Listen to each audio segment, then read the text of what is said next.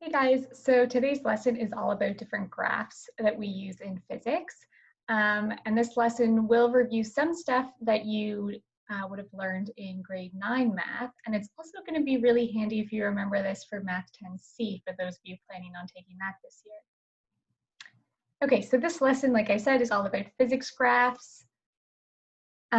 You do need to know how to read different graphs. So we're going to be looking at like distance time graphs, speed time, velocity time, and position time. You also need to be able to like calculate their slope and understand what those different slopes mean. And then it also says there that you need to be able to create graphs to show the relationship between time and some type of motion. But on a test or quiz, I'm never actually going to ask you to graph something, just to interpret a graph that you're given.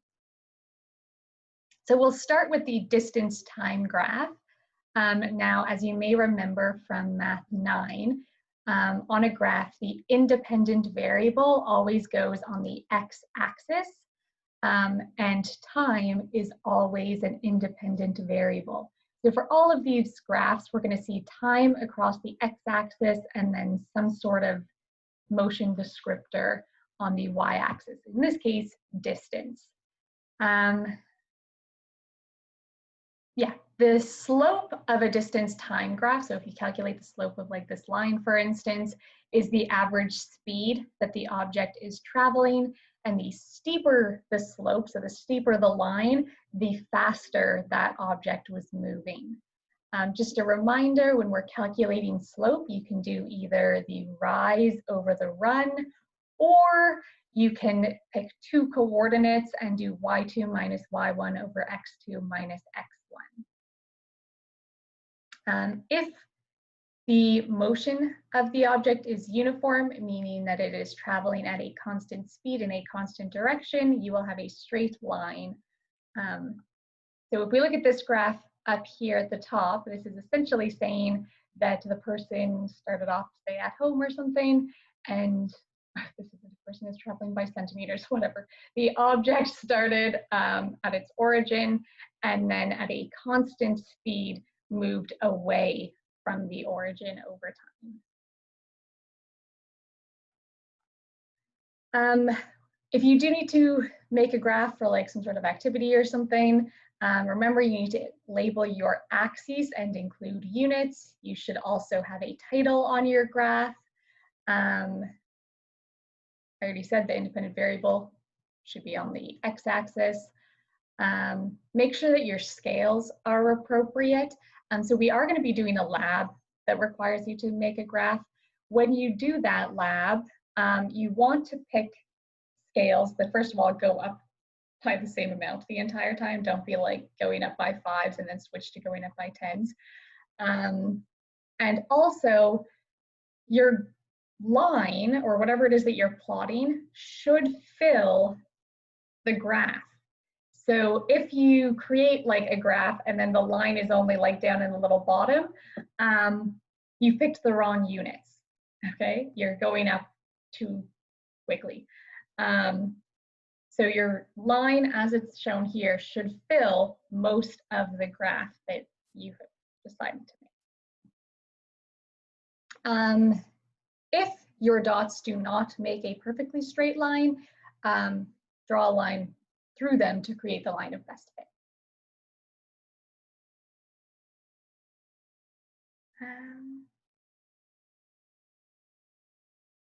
Yeah, this is just kind of going over how to calculate slope.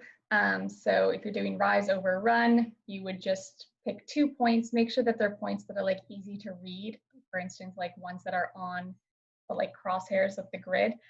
So pick 2 points and then you see how far you have to go up or down to go from the point that's further to the left to the point that's further to the right. Remember, we read a line the same way we read a sentence, from left to right. So if I were to pick 2 points on this red line, I might pick this one here at 5:10, another one at 10:20, and to go from the first one to the second one, I would have to go up by 10 from 10 to 20. So my rise is positive 10, and then my run would be 5. Okay, so I would end up with 10 over 5 or 2 as a rate of change for that one. Okay, next up we have a speed time graph. Again, uniform motion is going to be a flat line, but this time it's not going to be like a straight line on a diagonal. It is going to be a perfectly horizontal line. That tells you that the speed is constant. Whereas on a distance time graph, if you had a horizontal line, that means you're not moving anywhere. So if we look at this graph here, this line here, AB, would be increasing speed. Since speed is on the y-axis, so this is an increase in speed. This would be a constant speed between B and C, and then a decreasing speed or a slowing down between C and D. Okay, and then lastly, we have a position time graph, which you can use, I shouldn't say lastly, it's not the last one. A position time graph can be used to determine the velocity of an object. A position time graph is really just another word for a displacement time graph. So just like a distance time graph, the slope represents speed. On a position time graph, the slope represents velocity. So yeah, works the same way though. So if we look at this graph here, anytime you have just like on a distance time graph, anytime you have a straight line that is just going at a steady speed, if it's going upwards, that means that it's going away at a steady speed. If it's coming back down, like this line here, that just means still at a steady speed. It's not slowing down or anything like that. It's just a steady speed coming back towards where it started. And then a completely horizontal line would be just like on a distance time graph, an object that is not moving. You can also have these curved lines on a position time graph. What that tells you is that you don't have a constant speed or a constant velocity. If you have an object that is curving upwards like that on their graph, that means that they are speeding up. And if it's curving downwards, that is a slowing down. Okay, so this upwards curve, like what you see kind of happening right here and right here, would be something that is speeding up. And then this downwards curve that you see here and here would be slowing down. And again, if it's just a straight line, it's a constant speed.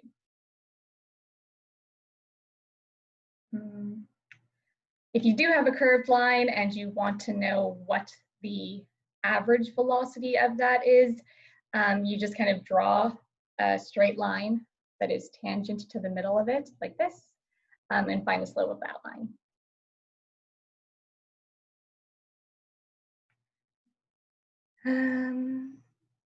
Okay. Next, we have a velocity time graph. If you have a horizontal line, that doesn't mean stopped. This velocity time graph is more similar to a speed time graph, where a horizontal line just means a constant speed or a constant velocity.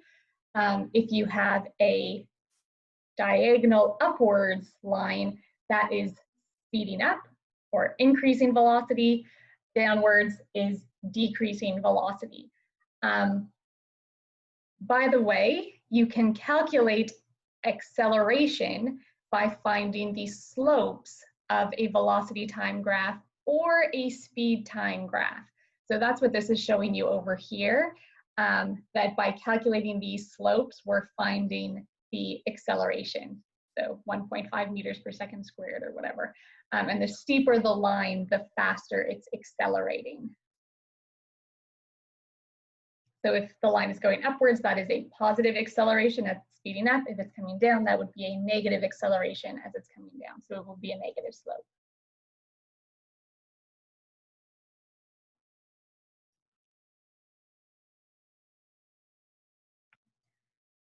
So a straight across line on a velocity time graph, that is again a constant velocity, so there's no acceleration.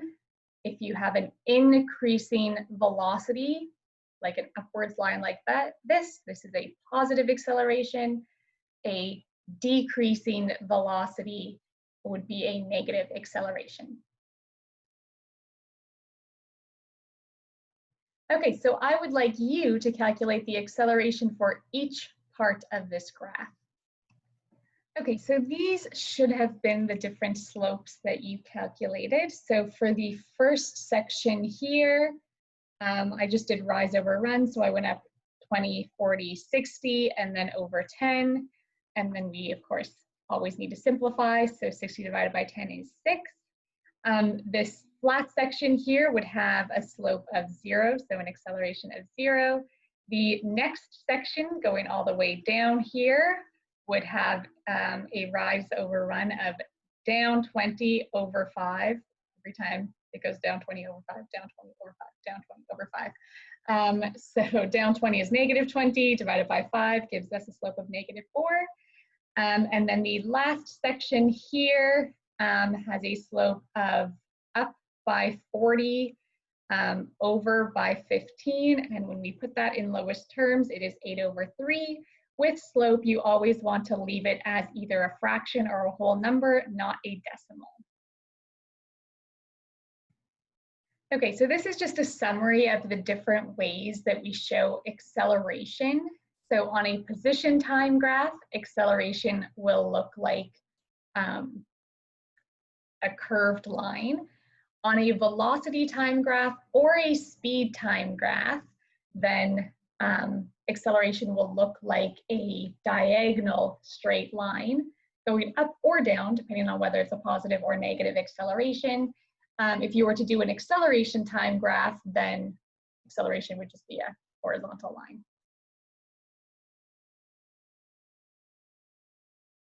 Okay, so this is just kind of a, oopsies, again, kind of a summary of what's happening here. So with this graph here on a position time graph, a line that's going upwards like this is showing a constant speed, so no acceleration. And then on a speed time graph or a velocity time graph, like the one underneath it, a horizontal line is a constant speed, so therefore no acceleration. And then on a displacement time graph, again, that curving upwards would be a positive acceleration. On a speed time graph or a velocity time graph, a upwards straight line would be a positive acceleration, increasing speed. And then decreasing speed would look like a curved downwards line on a position time graph or a straight downwards line on a velocity or a speed time graph. Okay, so I'm just going to kind of go through a kind of chart that's like a quick summary of all of this, and then we'll be done. Okay, so this is just kind of a comparison between the different types. So distance time, that's the first one that we looked at. Why I wrote them in this order, I don't know. So a distance time graph is obviously distance and time, and the slope, and just for those of you that don't remember, the letter M is what we use to represent slope. In this case, the slope is speed. And the reason for that is that speed is distance over time. And our formula for slope, those of you that don't remember, slope in this case is our y value or our change in y over our change in x.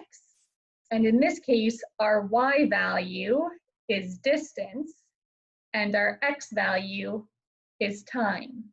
So when we do x, or a change in y over a change in x, what we're really doing is a change in distance over a change in time, which is the formula for speed. And then position time, the slope is velocity, and again, that's because velocity is just your position, your change in position over your change in time. I'm just not bothering to write in all of my little change in signs, and I should be, but whatever. And then speed time, again, the slope is acceleration. velocity time, the slope is also acceleration. And the reason for that is that acceleration is just your change in velocity over your change in time, which is exactly what we would be doing if we were finding slope. We would be looking at the change in your velocity, which is your change in your x, and dividing it, sorry, your change in your y, and you would be dividing it by the change in your x, which is your change in time. And as long as you're going the same direction the whole time, you can also calculate acceleration using speed over time. That's why speed time graphs can also calculate acceleration. Okay, so I've made all of these graphs look the same except for the position time graph has the curvy lines at the end. We're just going to quickly go over what this means on the different graphs. So on a distance time graph, if you have an upwards line like this, that is a constant speed. It is just a constant speed of something that is moving away from where it started. A horizontal line is stopped. And then a line that's coming back down like this here is also a constant speed. It is just coming closer to where it started, or its origin. If we look on a position time graph, those lines pretty much mean the exact same speed. We have a constant speed, the exact same thing. This upwards line on a position time graph is a constant speed moving away. Downwards line is a constant speed coming closer. This horizontal line is stopped. This upwards curvy part right here, that is how we show speeding up. And then when it starts curving back downwards again, that is the slowing down. So those two kind of graphs are almost identical in terms of how we read them. Okay, and then if we look over at our velocity time and our speed time graphs, those ones are also going to be pretty much identical to each other. A upwards line like this is speeding up on both of them. A line that's coming back down is slowing down.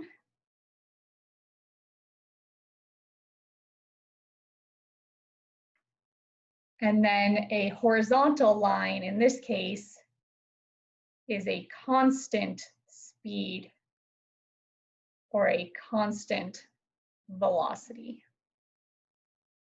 Okay, so that's really it in terms of reading these different graphs. Just keep in mind, the steeper the line, the faster the speed, if we're talking about these graphs, or the faster the acceleration, if we're talking about these graphs. Okay, and that could be steep like in the positive or in the negative. Okay, that's it.